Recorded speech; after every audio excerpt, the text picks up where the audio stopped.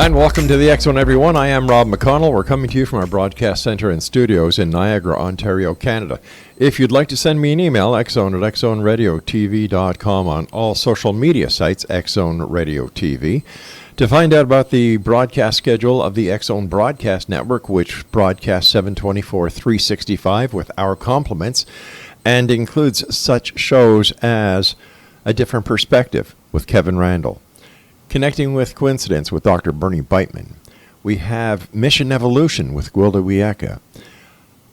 Too Good to Be True with Justina and Peter Marsh. And these are just a few of the shows that we have available for you 7/24/365 at www.xzbn.net. Now, to watch the X Zone TV channel on Simul TV, just go to www.simultv.com, and in the search engine on the main page, just click in X Zone. It'll bring you to our channel where you can either sign up and watch the channel, or you can actually just click on the guide to see what programming is on that day. It's that simple.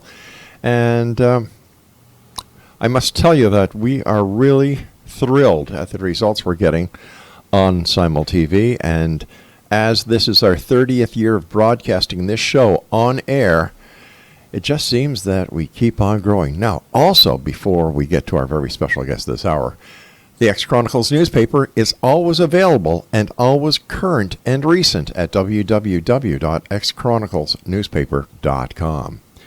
My guest this hour is Michael W. Hall. He is a former Superior Court Judge Pro Tem, certified Mediator, and the founding partner of the Hall Law Firm.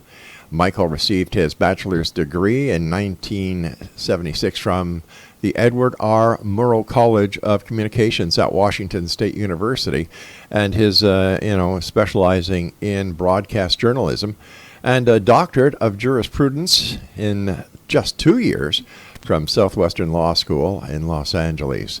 Now, with a lifelong interest in UFOs, or what we now call UAPs, and he became an investigator into the UFO phenomena. But I'm going to let Michael tell us more about that, because he is also the founder and director of the UFOiTeam, who are an experienced group of highly educated UFO paranormal investigators who travel to hot spots around the world to investigate UFOs, Bigfoot, ghosts, and other paranormal activity. Joining me now is Michael W. Hall. And Michael, welcome to the X Zone. Oh, thank you so much, Rob. I am really excited to be here. I think you and I have quite a lot in common. Literally, we were born in the same year, 1952. That's so right. Yeah. We can relate a little bit. We sure can. They were the good old days. Oh, yeah. Yeah, definitely. So tell us a little bit about yourself, Michael.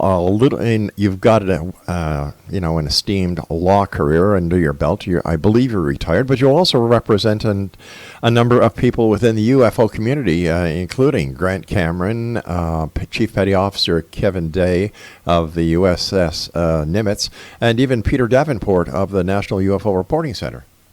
Yeah, you got it. I go all the way back to 1974. I was a field investigator for APRO. My goodness. Jim and Coral Lawrenson out of Arizona when I was in college. And I've always been interested in the paranormal and ufology. You know, people always ask you, did it stem from some major sighting that you had, as a child or when you were younger? It didn't with me. It was just one of those things I was always interested in. I would see those old paperback books, about the UFOs and things, and I would always read them. But then when I became a lawyer over 35 years ago, I kind of brought that into the field and was doing pro bono work all the time for various organizations like MUFON. I've been a MUFON consultant since 1995. You mentioned Peter Davenport. I was Peter Davenport's attorney of record for the National UFO Reporting Center for over 25 years, still am. And even go back with James Harder. I don't know if you remember Dr. James Harder. The ufologist was the first guy to get a hold of Travis Walton after his 1975 alien abduction experience. and investigate that case as well. So it just kind of snowballs from there. People get to know you. They trust what you do. And of course, people always ask me, well, what does a paranormal lawyer do? And what do you end up representing people with? And basically, it's, there's a lot of general activity that organizations and individuals run across in just doing legal work, like their 501c3, nonprofit corporations, potentially, contracts and various things that come up that they have to, run by. And they like to have someone who has a little bit of a sympathy to what they're going through, when they're doing all these other legal things as well. It's always better to have somebody who knows what you're talking about representing you than having somebody who knows nothing about what you're doing and who may at times find you a little strange. Yeah, and you can kind of anticipate a little bit, because when people come to a lawyer or any kind of a professional like yourself with a problem, it's always nice to be able to project ahead of what they're presenting you with, because they're only coming to you with a certain perspective of what they want to happen. And of course, you want to give them a well-rounded group of advice on this whole thing, so they don't get into that mess again, or make things go smoother down the road. So I try to bring that onto the table when we're dealing with other organizations and investigations, especially when you're dealing with private property, when you're dealing with government organizations, and those kinds of things. You got to kind of keep an eye out for your client. That's right. And it's, once again, you need to have somebody on board who knows what you're doing and how the law applies to something that you may want to do, and to have your best interest at heart. Yeah. No, you got it. Here's a great example for that, Rob, is that, there's a lot of people that like to go ghost hunting and investigating. And I always try to remind a lot of my ghoster groups out there that, if you're going on private property or property where you need to get some permission ahead of time, and or you need to have a contract with the property owner or potential people that are going to be involved in the investigation, you might want to have something in writing ahead of time, just to make sure that you're not going to run into a problem halfway through your investigation that you didn't anticipate at that time. So lots of different things pop up. So have you seen a UFO since you started being a UFO investigator? Oh, yeah. You have? I have. Matter of fact, people would ask me, what's your experience in sighting? What's your experience? And of course, I would always say, well, like anybody else, you always see these unique lights in the night sky. Potentially, even during the daytime, you might see something that's a little bit anomalous and unexplainable. But gosh, ever since I think about 2012, it all opened up for me as far as an actual personal sighting of something that was quite unique. And if we've got time for maybe a 5-minute overview, I can give you that sighting report that I had. Sure. Why don't we do this when we come back from a commercial break that we have to take in about a minute from now? But right now, let our listeners know how they can find out more about the work that you and your UFOiTeam do. Wonderful. Yeah, you can always find us on YouTube at UFOiTeam, and that's what we do is we spell that with a lowercase I in the middle of capital letters with UFO and team. So UFOiTeam on YouTube and Facebook. We have a massive Facebook page with lots of video and of anomalous objects and various technical gear that we use out in the field. All right, stand by. You and I will be back on the other side of this short commercial break. And Exonation, once again, my guest is Michael W. Hall. And as Michael was telling you, if you'd like to find out more information about Michael, who is known as the Paranormal Lawyer, and his UFOiTeam, visit their website at www.ufoiteam.com. This is the X Zone, a place where people dare to believe and dare to be heard. It's a place where fact is fiction and fiction is reality. And the X Zone comes to you Monday through Friday from 10 p.m. Eastern until 2 a.m. Eastern, right here on the X-Zone Broadcast Network from our studios in Niagara, Ontario, Canada. If you'd like to send me an email, it's very simple. The same email address for the past 30 years, xzone@xzoneradiotv.com. We'll be back on the other side of this short break. Don't go away.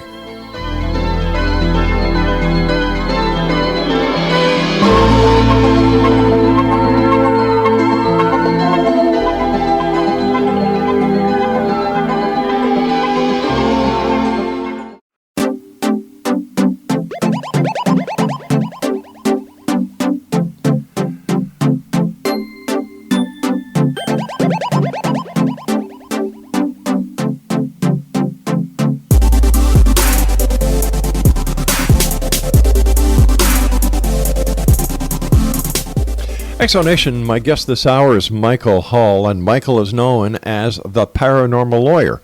You can find out more about Michael and the work that he does along with his UFOiTeam at www.UFOiTeam.com. Michael, before we went to the commercial break, you were going to tell us about an encounter or a sighting that you had, but we decided to hold it on to the other side of the break so that we wouldn't disturb you while you were telling our audience about your experience. So please, go ahead.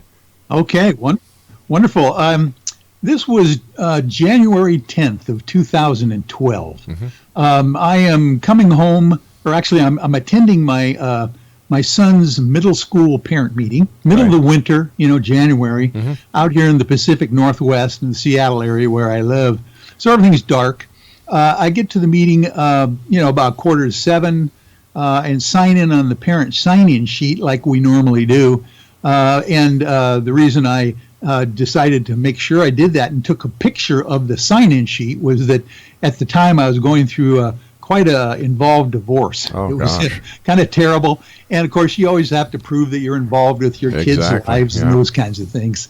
So a meeting starts at 7 o'clock, goes an hour and a half, and is over at about 8:30, and fortunately, I live about 4 minutes away from the school. So I'm jumping in my car, driving home, get out in front of my house, and lo and behold, there was a beautiful full moon that night. Very clear, no stars, no clouds, just a beautiful moon hovering over my house. And so I decided, for some reason, to take a picture of it with my iPhone 6S. And, of course, everybody knows that if you're taking a photo of the moon, it's not going to be very impressive. Mm-hmm. But I decided to do it anyway, and I took 2 photographs, 1 second apart. I didn't think anything of it and went inside the house for the evening. In the morning at my office, the first thing I do is plug my phone into my laptop to keep it charged up during the day. And when I do that, it prompts me, do I want to download to the computer the new pictures that I took in the interim? And they always, prompt you to do that. So I do that and click it. When suddenly those 2 photographs, or at least the first one, became much bigger on my laptop screen than on my phone. And I noted on there that there was a strange red dot hovering above my house and below the moon. And I'm going, what the heck is that? Because I wouldn't recognize any street light that would match that, or anything in my neighborhood that would match that light. So I try to speed this up and make a long story short. I put it through some enhancement app that I have called Aviary, by the way. Really cool free app. You can throw your photos on there, and it will lighten it up or do whatever you need. And all of a sudden, there seems to be a structure, a triangular structure, hovering. In the around this red dot. The dot seems to be in the middle of a kind of not an equilateral triangle. This would be an isosceles triangle, equal on both ends, but slimmer, almost like a lava lamp shape, hovering below the moon and above my house. And so now I'm really freaking out, going, what the heck is this? So I go to my camera roll real quick, and I go, well, something's got to be wrong here, and I look at my camera roll, and to my great surprise, all of a sudden I realized that that photo that I took of the sign-in sheet for the parent meeting the night before seems to be the last photograph on my camera roll. which it shouldn't have been, because that was what I did first before I went home after the meeting, and then took these 2 pictures of the moon. So then I get real curious, and I start figuring out that if I download these photos to my laptop, and I right-click on the images, there's a whole lot of metadata that you can see about your photographs. It will tell you what time of day they were taken, what direction, and GPS coordinates that your photographs are taken. The long story short is that these photographs, the 2 photographs of the structure below the moon, seem to have been taken 17 hours earlier than I thought they were taken when I came home that night. I thought it was about 8:37 p.m. or so, but the metadata on the thing says they were taken at 3:37 a.m. on the same day of January 10th, 2012. Now here's the deal. I'm not doing anything at 3:37 in the morning. I have sleep apnea. I have a CPAP machine I sleep with. My phone is on the next to my bedstand all night long, and there's no way I would have been taking any photographs at that time, as far as I know, let alone have this thing look like literally some kind of a craft hovering below the moon. So anyway, that's my strange story. There's a whole lot of details and corroboration to go along with that, because as you know, I'm an attorney. I've got this left brain and right brain thing fighting each other, and I always want to have analytical proof of anything that I talk about. I love stories. I love anecdotal stories of people citing reports, but I literally have some interesting data to back up this claim that I'm making. So I don't know what the heck happened yet on that photograph, and I'm still looking into that. I've done at least one hypnosis regression that said some strange things were going on, but I'm still trying to figure it out. Tell us about Grant Cameron's the Admiral Wilson UFO smoking gun memo.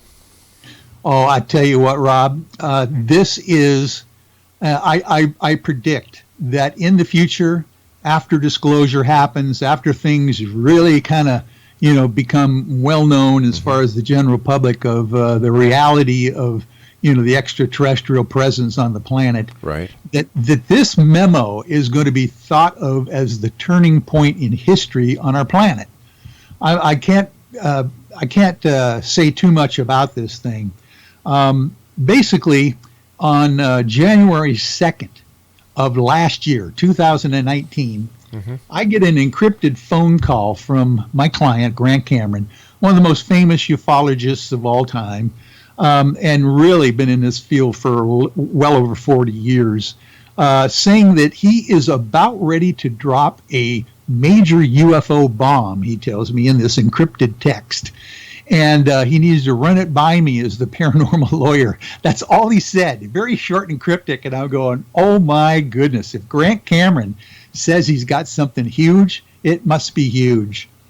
So literally, he comes up and sends me this, it's a story that he got a hold of this document from a gentleman who got it from Dr. Edgar Mitchell's estate papers when Dr. Mitchell passed away.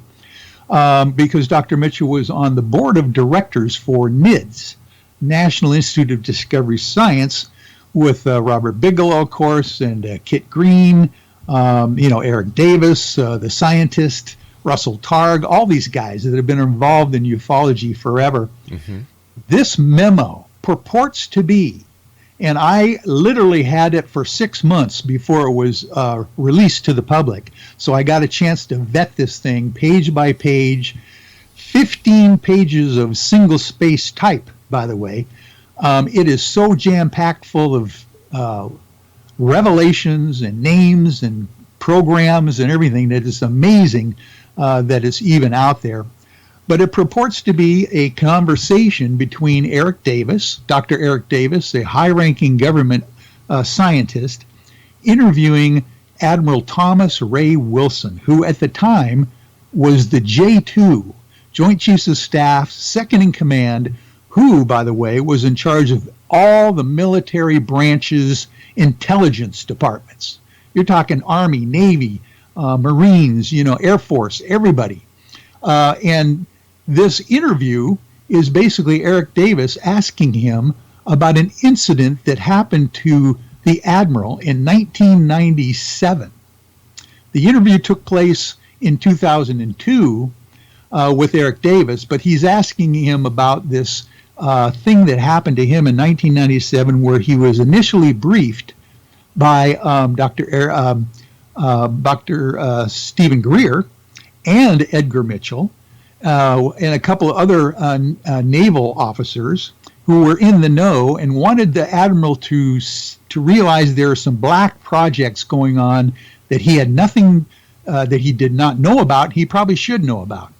So come to find out, the Admiral makes a few phone calls thinking that it was just going to be, a joke, and finds out that there is organizations out there, independent subcontractors for the military that are civilian, with no government oversight, no congressional oversight, no military oversight, that literally are back engineering UFO technology.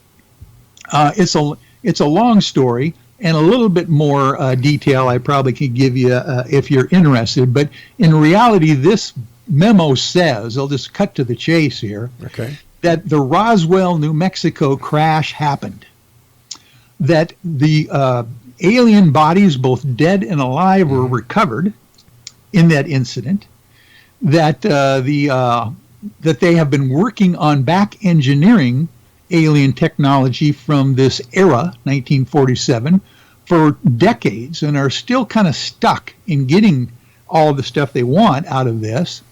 But there is a portion of the memo that says they have a working craft that can travel through interstellar space in our atmosphere. Listen, we've got to take a fast commercial break. Don't go away. We'll be right back with our guest, Michael Hall.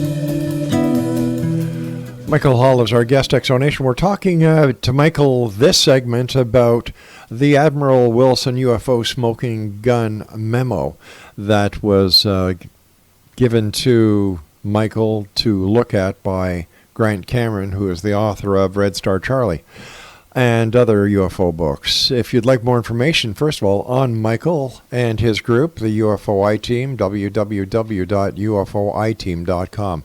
Michael, continue this very fascinating story. Okay, thank you for that. I'll tell you what, this memo is so action-packed. I literally was breaking out in a sweat when I was reading this for the very first time. Grant Cameron told me that he went ashen when he first saw it, because he knows these names that are listed in this document, and he knows the programs that are also mentioned as well. But I was kind of recapping what the document actually says. It basically says that they are in possession, the military now is in possession of a working craft that's interstellar in capability, and also travels through our atmosphere. It can travel underwater as well, and get this, through dimensions is what it mentions in this document. Admiral Wilson was told by this subcontractor, this civilian subcontractor working for the military, that these craft are not of this world, not made by human hands. Richard Dolan can verify that he saw that language on a 2-page document that was a portion of this 15 pages that he saw about 7 years ago before this document was released. He was shown a portion of it, and he remembers that language, not of this world, not made by human hands. So there you go. I don't know, and a lot of people will in ufology will say, well, so what? We know that there life exists, and extraterrestrials are visiting the planet. But guess what? This is my thing that I need to drive home to folks. This is the very first time we have ever gotten any high-level confirmation of the things that we've always wondered about. Let me ask you this. How do we know that this memo is legitimate, number one? And number two, it sounds an awful lot like the MJ-12 papers. Well, it does, except for this. This is very interesting. And when I sent this document initially to Richard Dolan, and he vetted the thing as well and kind of did a really good analysis of it when it first came out publicly on around June 27th of last year. He pointed out what I mentioned as well, is that if you were going to create a hoaxed document, like MJ-12 maybe, or some kind of a memo that you could muddy the waters with, you sure wouldn't pick one that's like 15 pages long, single-spaced. I don't know about that. And adding so many people that are still alive. But have these people confirmed that the information within this memo is true? And have they signed affidavits to the validity of this? No, no way. So matter of fact, so let me ask you this as a counselor. Quiet. Let me ask you this as a lawyer. Yeah. How can you take it for real? Well, I don't. And of course, I've lived with this document for well over a year now, and tried to vet as much as possible. So what I did is I went through it line by line, person by person that was mentioned, trying to find out things that were like, didn't match up. Are these people real people? Were they who they said they were in this memo at the time this memo was created? Were they in charge of this certain program, in the military, that kind of thing? All those things checked out. But was the information in the memo as to who these people were, what their position was at the time, was this public knowledge? Could somebody find out this information on the internet? Yeah. I mean, there were certain, people in special access programs that you would know would be, certain programs that they were running for sure. But Grant Cameron points out as well is that there's a couple of people in there that most of general public would not even connect with UFOs or ufology. But somebody who's into the UFO community and has knowledge that the John Q. public would not have would be able to put all this together. Yeah, that's true. That's true. So it is, it's a conundrum for sure. You also investigate other things. I was interested to see, besides UFOs, you and your I team also investigate Bigfoot and ghosts and other aspects of the paranormal. Yeah, we have a good 15, 20 people in our group that are, of course, have different expertise and interests in the paranormal. We've got a couple hypnotherapists. Right. One of them is certified through the Dolores Cannon's School of Investigation. We've got some psychics. We've got some people that are heavily into the Bigfoot thing. Matter of fact, one of our good friends out here in the Pacific Northwest is Ron Moorhead, who is famous for the recording of the Sierra Sounds Bigfoot recordings.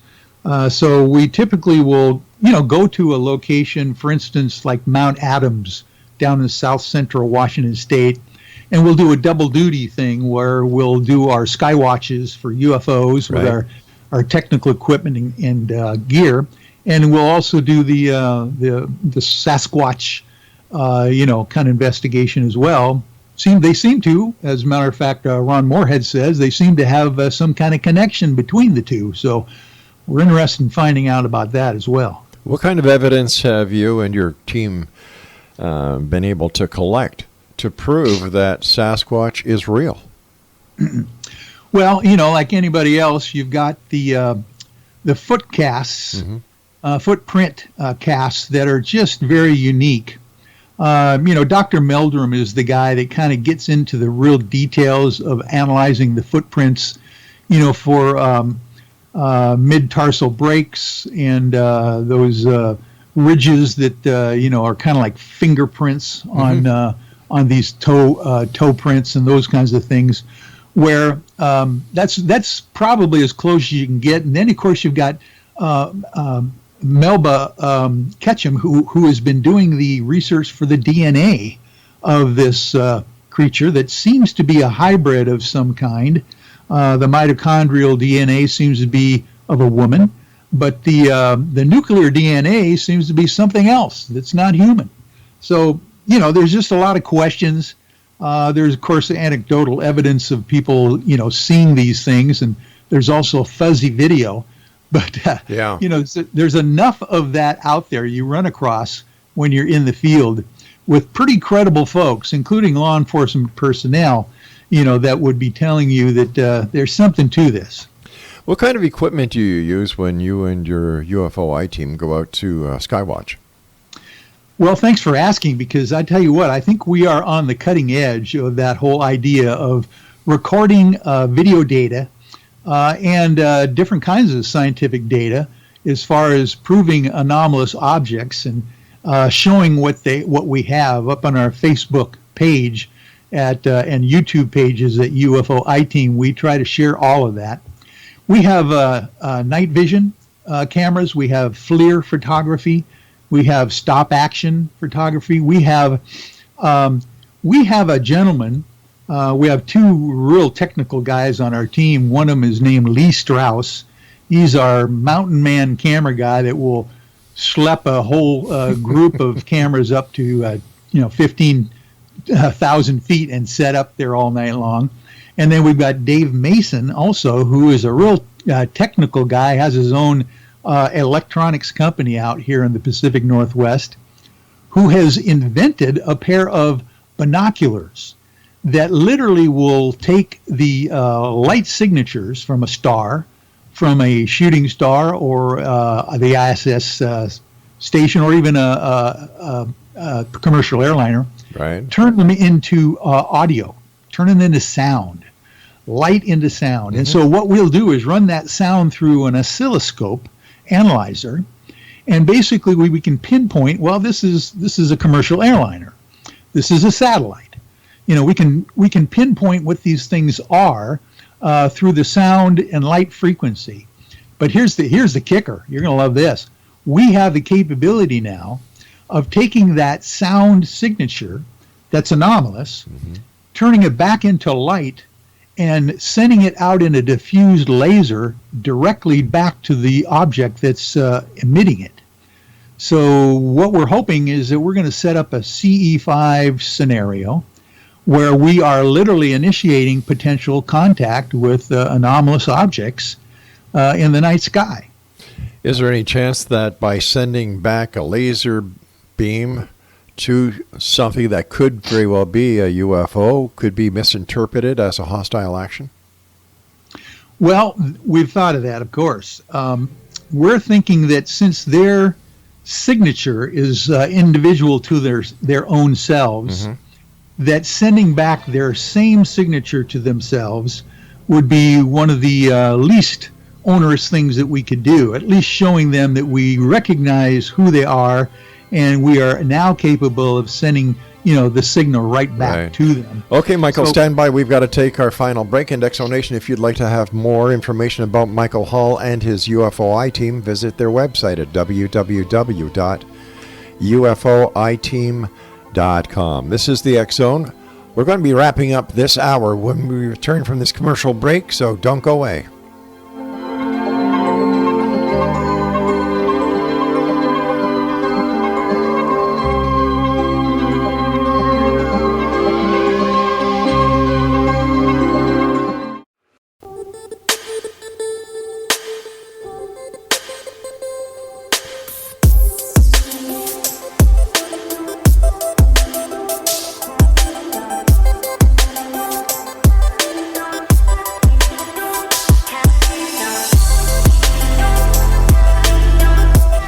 Exonation, Michael Hull is our special guest. His website is UFOiTeam.com. And first of all, Michael, thanks so much for joining us. It's been a great pleasure. We'll have to have you back on again because I'm sure you've got plenty more stories that you can share with our listeners. Oh, definitely. I'm really enjoying it. All right. Listen, why do you think that disclosure hasn't happened yet? Well, obviously, there's been some trepidation ever since probably the 40s, when the major wave seems to have hit our country, that they didn't know what these things were, so they had to keep it secret. But I tell you what, Rob, as you can probably tell, in the mainstream media now, there has been seemingly a green light given to the idea of red-pilling the public on UFOs.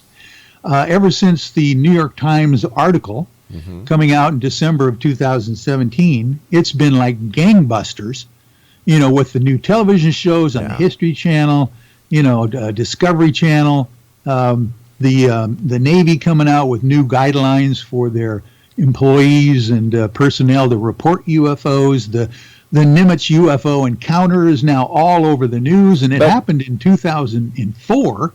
So why now are they bringing it out, into the general public? So I think that there's probably a concerted effort now to really get something going as far as bringing people up to speed about UFOs and the presence of them in our atmosphere. But where's the evidence? Where is the smoking gun? If we have so many people watching the skies, so many ufologists out there each and every night, and all the research that's gone on, and yet there is no smoking gun. Well, it's one of those kinds of things that if indeed the U.S. Navy, who just recently came out a few weeks ago and says, we got more material on this Tic Tac UFO that we can't release to you. Matter of fact, they had the Tic Tac footage of these UFOs in 2004, and they didn't release it. So, there is smoking gun memos all over the place out there, I believe, that have just never hit the public, and they won't do that until they want to. This almost sounds like a PR game that somebody's playing. You got it. It's something just doesn't seem right about the entire thing. We know, for example, that the military has been working with hyperspace vehicles for years now. I remember when the Aurora was first discovered, people thought that it was a UFO. I remember the Pegasus launches that NASA was doing off the coast of Florida in the Gulf. People thought they were UFO, and it caused a big thing. Yes, when the X-Files came out, my goodness, the UFO sightings soared, and with all the hype and hoopla that is being done with TTSA, once again, we're seeing a spike. But where is the proof? Well, I tell you what, if anyone told me in the beginning of last year, 2019, that these things would be coming out, in the mainstream media on Fox News, the government is talking about a space force and all that kind of stuff going on, I would have been agog at that point that stuff would be happening so quickly this last year. So I just have the feeling that we're poised on something big that's going to be coming down the road in 2020 because of all the productions that I know that are in the works for instance, Unidentified, the television series, the second season, and those kinds of things that are coming down the road. Well, the only reason they're coming down the road is because there are people out there who want to watch it. And they have to be sensationalized or the people won't watch it. You know as well as I do, because you took journalism and broadcasting, that the media is an entertainment venue. Reality is very rare when it comes to the media. And if it don't bleed, it don't lead. And the media is driven by dollars that they can get from advertisers. So with all the interest in UFOs, ghost hauntings, things that go bump in the night, sure they'll continue until the market is so saturated that it will fizzle out. So with everything that is going on, I think that the media is doing more harm than good by putting so much programming on that is sheer speculation. Because nowhere, not one of these shows, and even with the reporting of the Tic Tac, can anybody say without any hesitation, based on fact and proof, that these are real UFOs from other planets. No, you're right there. But one example of the switch in attitude seems to be Dr. Michio Kaku. Yeah. This last summer just came out with this revolutionary statement for him and for any other scientist that now the preponderance of the evidence is that UFOs exist, and now it is up to the military and or the government to prove otherwise, that they do not exist. He believes the preponderance of the evidence shows now, scientifically, with the the flight characteristics and everything of these military things that they've cited, that these things are real. So you wonder why they're coming out now with all of these shows, and why didn't they do that a decade ago? For some reason, something's coming down the road soon, I think. You want my opinion? Sure. It's because digital effects are a lot easier to create now than they were a decade ago.